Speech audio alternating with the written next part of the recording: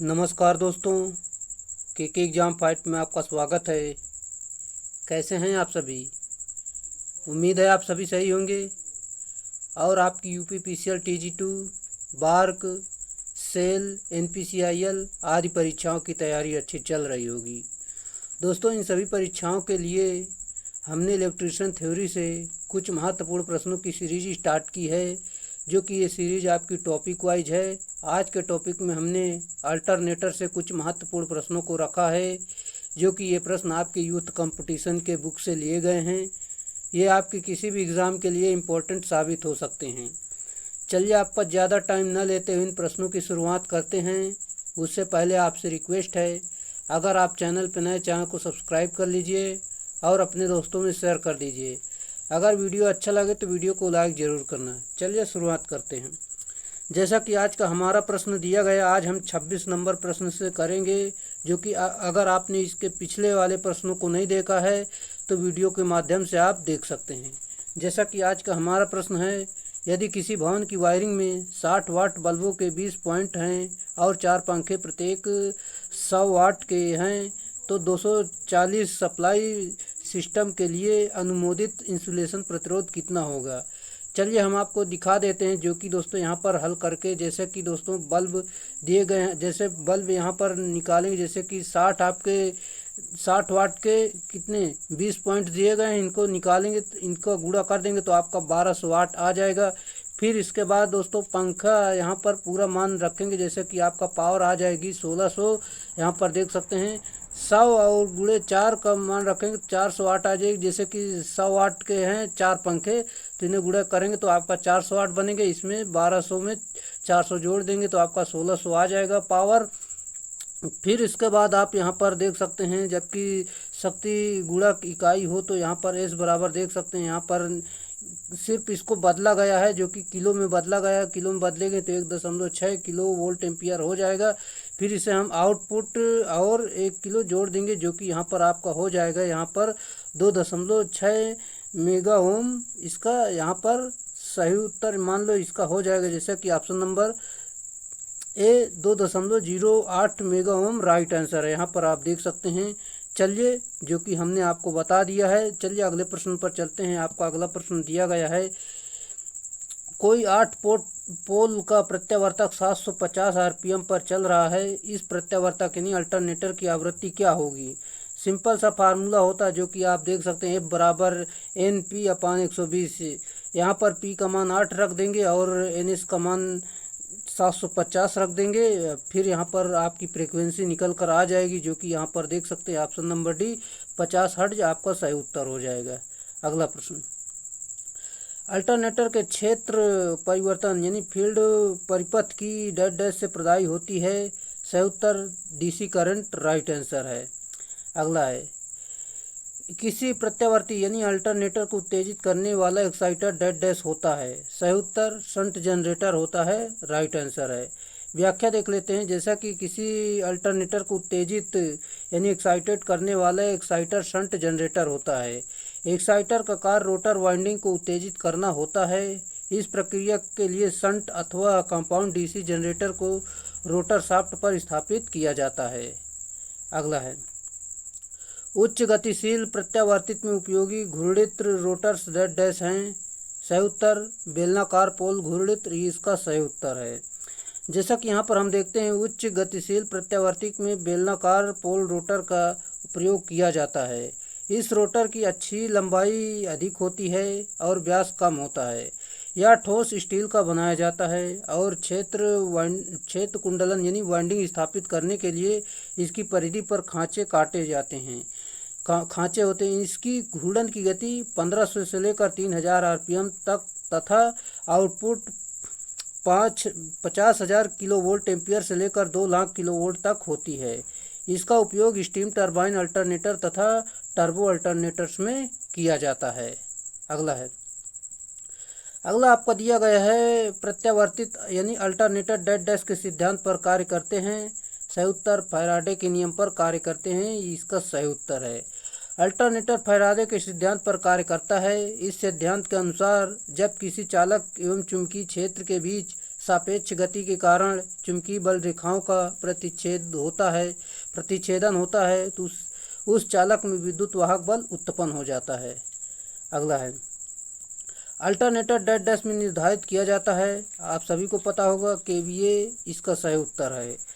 जैसा कि यहाँ पर हम आपको बता देते हैं, अल्टरनेटर की रेटिंग किलोवोल्ट एम्पियर में निर्धारित किया जाता है। डीसी मशीन की शक्ति किलोवाट या मेगावाट में व्यक्त की जाती है, क्योंकि उनमें पावर फैक्टर कोई अस्तित्व नहीं होता है, परंतु एसी मशीनों की शक्ति लोड धारा द्वारा निर्धारित होती है, जो पावर फैक्टर पर निर्भर करती है। अतः अल्टरनेटर की रेटिंग किलोवोल्ट एम्पियर या मेगावोल्ट एम्पियर में व्यक्त की जाती है।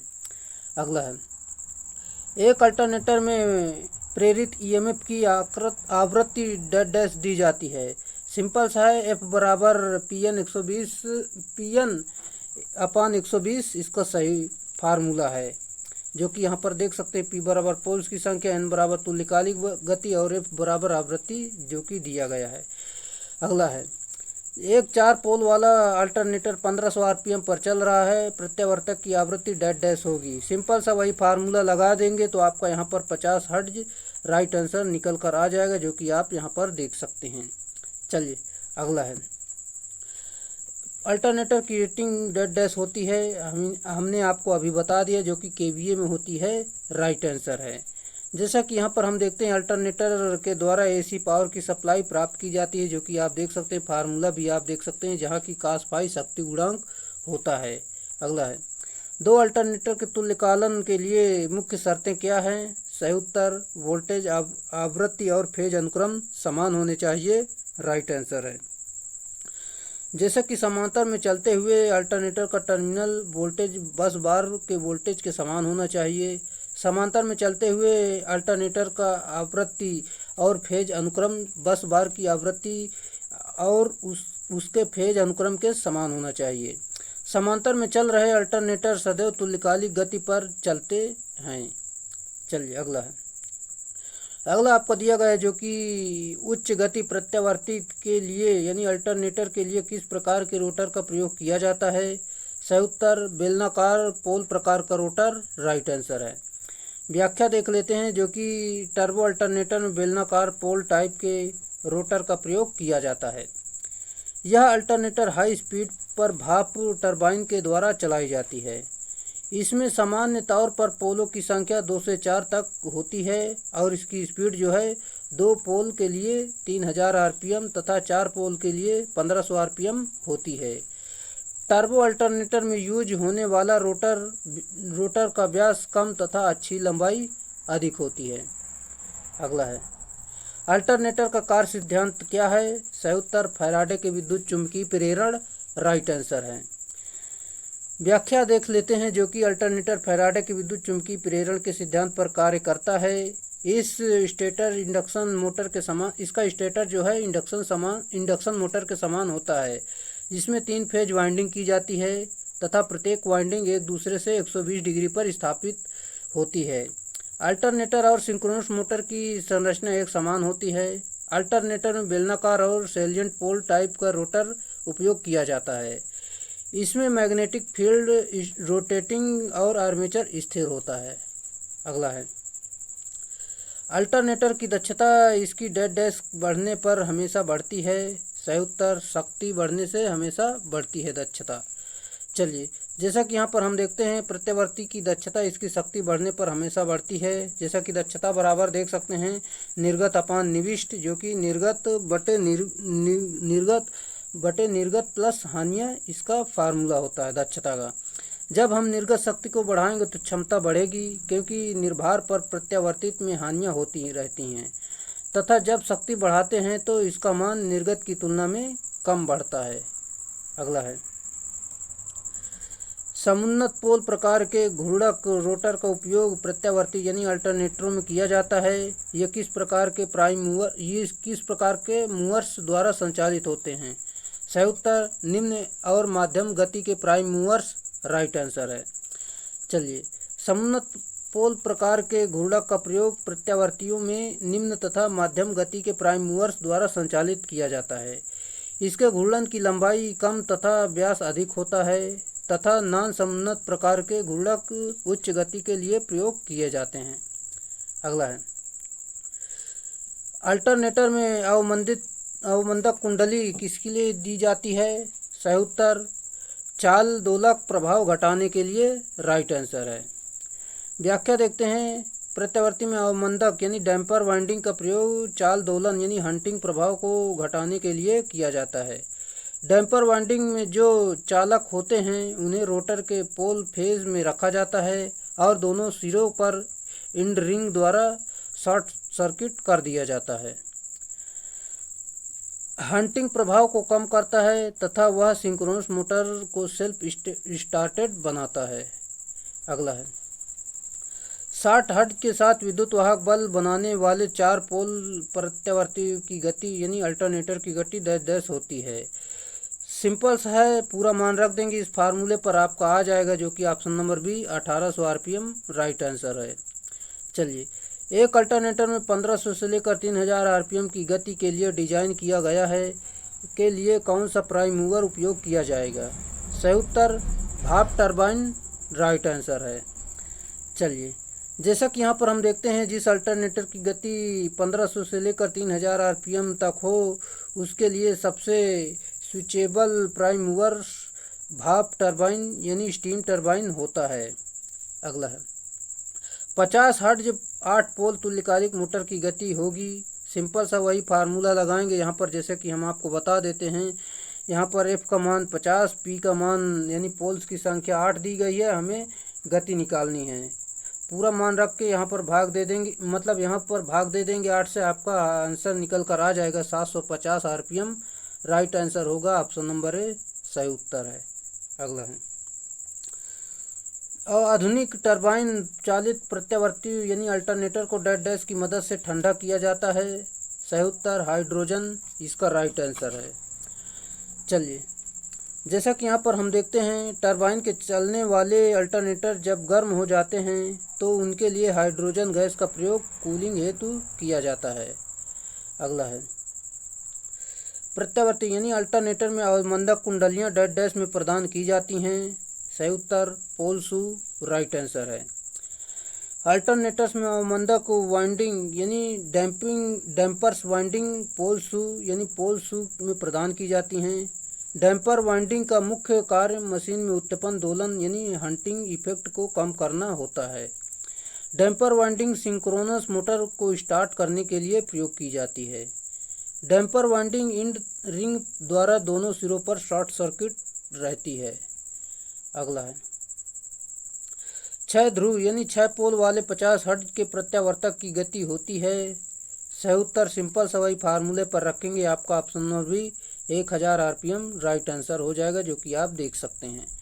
अगला है, आउटपुट वोल्टेज में सबसे बड़ी गिरावट एक अल्टरनेटर में किस लोड पर पूरा भार लेने के लिए परिणाम स्वरूप होगी? सही उत्तर LPF inductive load right answer है। आउटपुट वोल्टेज में सबसे बड़ी गिरावट एक अल्टरनेटर में एलपीएफ इंडक्टिव लोड पर होती है। अल्टरनेटर में एलपीजी इंडक्टिव लोड पर आर्मेचर प्रतिक्रिया के विचुंबकीय प्रभाव के कारण आउटपुट वोल्टता में गिरावट होती है। अगला है, किसी इलेक्ट्रिक मोटर के पोल फेस और आर्मेचर के बीच का वायु अंतराल कम से कम क्यों रखा जाता है? सही उत्तर प्रबल चुंबकीय क्षेत्र पाने के लिए राइट आंसर है। व्याख्या देखते हैं, जो कि प्रबल चुंबकीय क्षेत्र प्राप्त करने के लिए मोटर के पोल फेस और आर्मेचर के बीच वायु अंतराल कम से कम रखा जाता है, क्योंकि वायु अंतराल बढ़ने पर रिलेक्टेंस का मान बढ़ जाता है। अगला है, अर्धचालक के आधार पर किस प्रकार के अल्टरनेटर में भाप द्वारा उत्पादित बल पानी द्वारा उत्पादित बल से अधिक होता है? सही उत्तर भाप टरबाइन अल्टरनेटर राइट आंसर है। जैसे कि अर्धचालक के आधार पर भाप टरबाइन अल्टरनेटर में भाप द्वारा उत्पादित बल पानी द्वारा उत्पादित बल से अधिक होता है। भाप टरबाइन द्वारा संचालित पावर स्टेशनों में अल्टरनेटर को टर्बो अल्टरनेटर कहा जाता है। अल्टरनेटर एक विद्युत जनरेटर है जो यांत्रिक ऊर्जा को प्रत्यावर्ती धारा के रूप में विद्युत ऊर्जा में परिवर्तित करता है। अगला है, अगला आपका दिया गया जैसा कि आप देख सकते हैं यहाँ पर, जो कि एक प्रत्यावर्ती द्वारा जनित्र यानी ईएमएफ का परिमाण को बढ़ाकर डैश डैश किया जा सकता है। सही उत्तर आपका हो जाएगा रोटर कुंडलन में उत्तेजन वोल्टा को, यानी दोस्तों आपका रोटर कुंडलन में उत्तेजन धारा राइट आंसर हो जाएगा, सही उत्तर है। चलिए, अल्टरनेटर में उत्पन्न विद्युत वाहक बल का समीकरण आप देख सकते हैं, जो कि ये फार्मूला आपके सवालों में मदद करता है, आप इसे याद रख सकते हैं। चलिए अगला है, वही फार्मूला है जो कि एक प्रत्यावर्तक यानी एक अल्टरनेटर में प्रति कला यानी प्रति फेज ईएमएफ का आरएमएस मान कितना आरएमएस मान निकालना है। जैसा कि यहाँ पर आप देख सकते हैं, इसका फार्मूला हो जाएगा, जो कि आप देख सकते हैं option number A right answer है। यहाँ पर पूरा मान आप देख सकते हैं जो कि दिया गया सिंपल सा। चलिए अगला है, स्टेटर फ्लक्स में घूमने की गति को डैश डैश कहा जाता है। सही उत्तर तुल्यकालिक गति कहा जाता है, राइट आंसर है, जो कि हमने आपको कई बार बताया। ये फार्मूला आप याद रखिएगा। अगला है, निम्नलिखित में से कौन सा मुख्य संचालक आधारित अल्टरनेटर का एक प्रकार है। सही उत्तर oil engine alternator, right answer है। जैसा कि आयल इंजन अल्टरनेटर मुख्य संचालक आधारित अल्टरनेटर का एक प्रकार है। अल्टरनेटर में आयल इंजन का प्रकार प्राइम मूवर के रूप में किया जाता है। अगला है, एक अल्टरनेटर में फील्ड करंट विद्युत वाहक बल लोड के साथ बदलने से अल्टरनेटर की वोल्टेज स्थिर रखा जाता है। इस विधि को डैश डैश कहा जाता है। सही उत्तर उत्तेजना नियंत्रण विधि, राइट आंसर है। जैसा कि व्याख्या देख लेते हैं, एक अल्टरनेटर में फील्ड करंट को लोड के साथ बदलने से अल्टरनेटर के वोल्टेज को स्थिर रखा जा सकता है। इस विधि में उत्तेजना नियंत्रण विधि यानी एक्साइटेशन कंट्रोलिंग मेथड कहा जाता है। अल्टरनेटर का फील्ड रोटर पर होता है। जिस उत्तेजना के रूप में डीसी आपूर्ति दिया जाता है या डीसी सप्लाई 250 वोल्ट होती है। उत्तेजना को घटा तथा बढ़ाकर अल्टरनेटर के अग्रगामी यानी लीडिंग, पश्चगामी लैगिंग तथा इकाई यूनिटी पावर फैक्टर पर चलाया जा सकता है। अगला है, अल्टरनेटर को चलाने वाले प्राइम मूवर की गति वोल्टेज और डैश डैश निर्धारित करती है। सही उत्तर आउटपुट की आवृत्ति, राइट आंसर है। व्याख्या देख लेते हैं, अल्टरनेटर को चलाने वाले प्राइम मूवर की गति वोल्टेज और आउटपुट की आवृत्ति निर्धारित होती है। चलिए, जैसा कि इस फार्मूले को आप याद रखेंगे, अल्टरनेटर की डीसी अल्टरनेटर चुंबकीय प्रेरण के सिद्धांत पर कार्य करता है। चलिए, ये थे आज के हमारे प्रश्न, जो कि अल्टरनेटर से हमने 56 प्रश्नों को कर लिया है। आगे के वीडियो को देखने के लिए आप चैनल को सब्सक्राइब कर सकते हैं और अपने दोस्तों में शेयर कर सकते हैं। अगर आपको वीडियो अच्छा लगा हो तो वीडियो को लाइक ज़रूर कर दें। चलिए, आज के लिए इतना ही, फिर मिलेंगे नेक्स्ट वीडियो में, तब तक के लिए बाय।